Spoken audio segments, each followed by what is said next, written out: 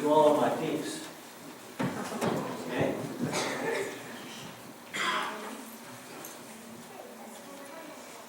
Cool. Maybe I'll give you one. Good. All right. The last few weeks we've been doing things that have to do with Jesus and his last week. We did the palm branches, which was about his final entry into Jerusalem, riding on a donkey. We did the grapes and the bread, which represented the Last Supper. And just quick count, I'm only leaving you one. We did the crown of thorns, the nails, and the dice that represented when he was actually crucified. And last week we did the aloe, which was a reminder of the spices that were used when Jesus was buried. And if you remember, they didn't have time to really give him a proper burial because he died so close to when the Sabbath began that all they were able to do really was wrap him in some grave clothes and put him in the tomb. And then early on Resurrection morning, or what we're celebrating today, Easter, the ladies went to the tomb to finish the process of putting spices and things on him, and when they got there, the tomb was empty, right? So they didn't get to use the spices that they brought. There was no need to. Well, today, I want you to look at the basket full of lilies back there. Okay? See those? Easter lilies. Well, they're pretty important. If you notice the shape of them, it's almost like Jimmy's trumpet over there. Okay? Small to one end and bigger at the other end. Well, one of the reasons that the Easter lily is the flower of Easter is because of its shape. It's like a trumpet, and we ought to be trumpeting the message that he's alive. The resurrection happened. Okay. Also, you'll notice that the color of the lilies is white. And that stands for purity and the sinlessness of Jesus and the hope that he gives us by his resurrection.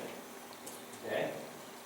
And you know, as winter ends, and springtime comes, and the weather warms up and everything, the lily that's evolved in the ground shoots up a green stem, and on that green stem there'll be some buds, and the lilies then bloom.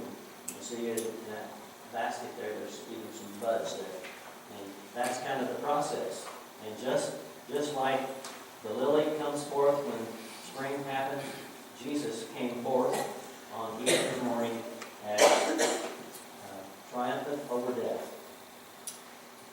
And another thing about the lilies, someone has thought that they kind of reminded them of angels. And heralding the news that the tomb is empty. And so you can just kind of see all that as you look at the lilies, what they represent, and how important they are to us celebrating Jesus Christ's resurrection.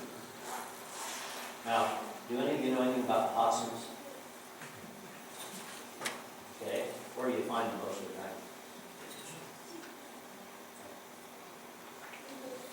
Okay, in the woods? Well, where do you see them most often?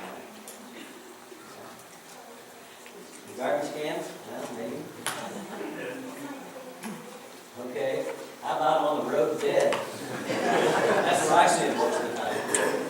Well, actually, possums are pretty smart animals. In fact, this is why they're so smart. They won't enter a hole if there's only one set of tracks going in. They'll only enter a hole if there's two sets of tracks, one of them coming back out. Because that way they know the hole is empty and vacant. Well, that's the message of Easter. There are two sets of footprints, one going into the tomb and another coming out. And we know that the tomb is empty because Jesus didn't stay there, resurrected. So that's one way the possum can remind us maybe of the Easter story. Scripture says, "Where, O death, is your victory? Where, O death, is your sting?" Well, Jesus conquered death. He took care of the sting. He took care of death itself. So the main message of Easter is Jesus is risen. The tomb is empty.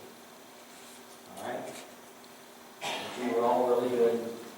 Everything I have to keep for you.